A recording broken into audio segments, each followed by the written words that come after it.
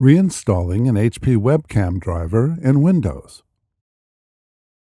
If your HP webcam stops working after installing a Windows update or a software update, reinstall the driver.